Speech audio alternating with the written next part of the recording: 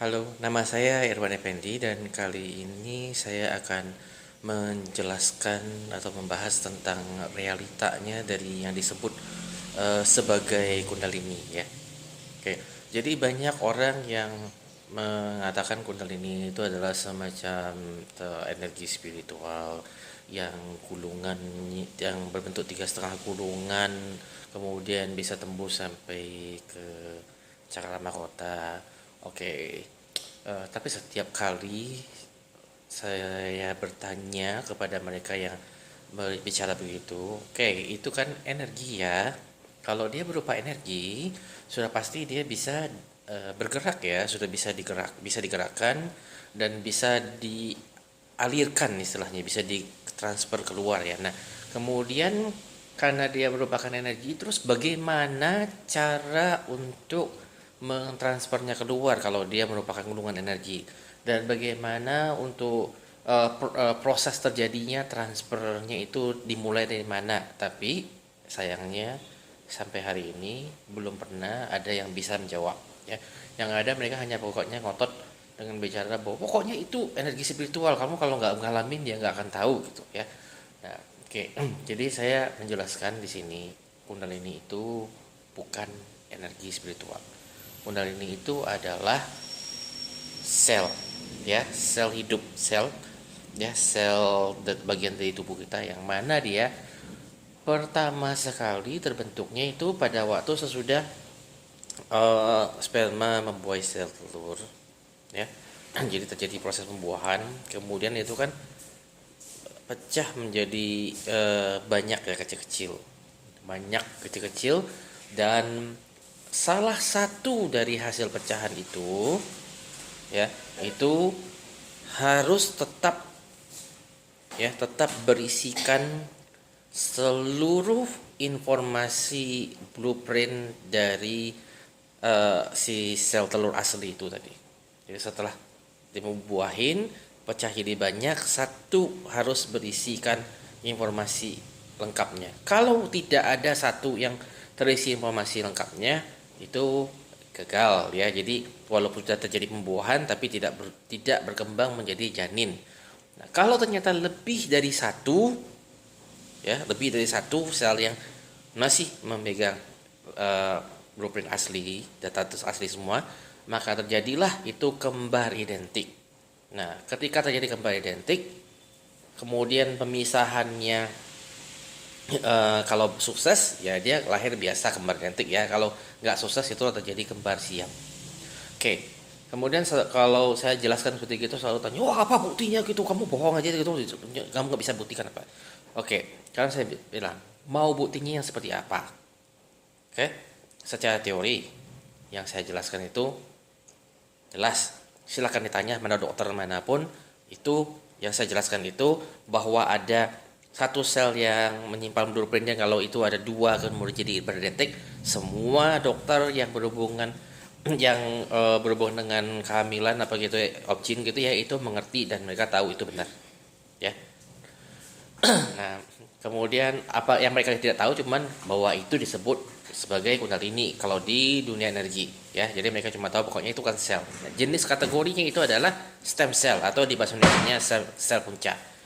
Mau bukti apa? Bukti secara fisik. Oke, gampang ya. Anda mau lihat kundalini itu mana dia barangnya. Ya, paling mudah Anda ngambil telur ayam ya. Itu yang sudah dibuahi. Jadi yang sudah ada anak ayam dalamnya, Anda ambil, Anda belek, lihat sendiri.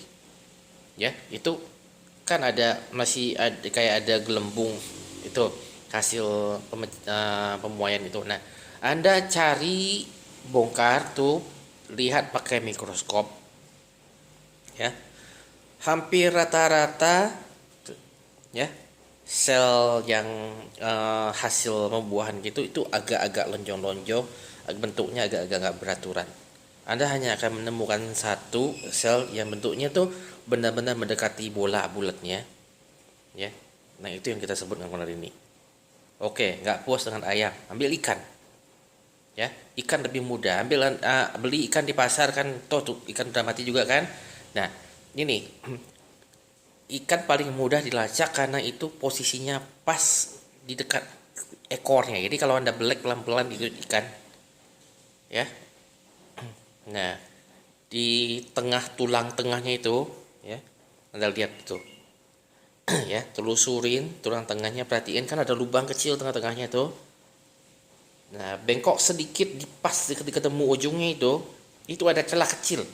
Nah, di ujungnya itu Anda akan menemukan sesuatu yang seperti pasir bentuknya, masih bisa kelihatan sama mata kok. Dia nggak terlalu kecil, masih kelihatan sama mata. Tapi kalau Anda mau jelas lihat pakai mikroskop, Anda akan menemukan pasir yang bentuknya juga hampir sempurna bulat ya, hampir sempurna bulat. Nah, itu kundalini ikan.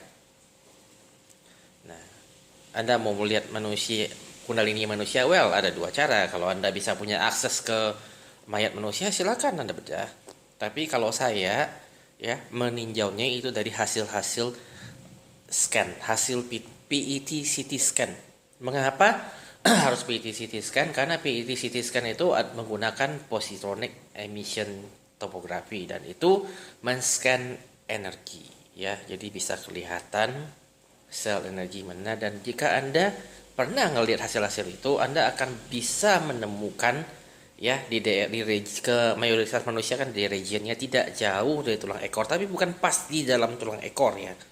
Itu di luarnya, ya. Anda akan menemukan region di mana itu ada sekitar, ya, kata kurang lebih segini lah. Jadi sekitar 6 mili diameter celah region yang seperti tidak ada energi, tapi di tengah-tengahnya ada titik yang agak lebih terang daripada sekelilingnya. Oke, nah kalau Anda tidak pernah melihat yang PET CT scan itu seperti apa, well, cobalah cari, ya. Nah, kalau Anda mau bukti yang, kalau mana energinya keluarnya, bisa Anda silakan lihat hasil scan termonuklir. Itu bisa lihat energi sel. Oke, sel itu energi. Kalau Anda bilang nggak punya akses ke, ya, well, ya, sama lah. Saya juga nggak bisa mengakses itu terus-menerus, mahal itu, ya, nggak ada duit saya untuk bayarnya gitu. Nah, kemudian terus nggak puas, nggak bisa. Oke, sekarang saya bilang kalau secara yang bisa dibuktikan secara panca indera yang dengan pakai rasa ini ya. Nah, yang namanya kundalini itu adalah energi niat.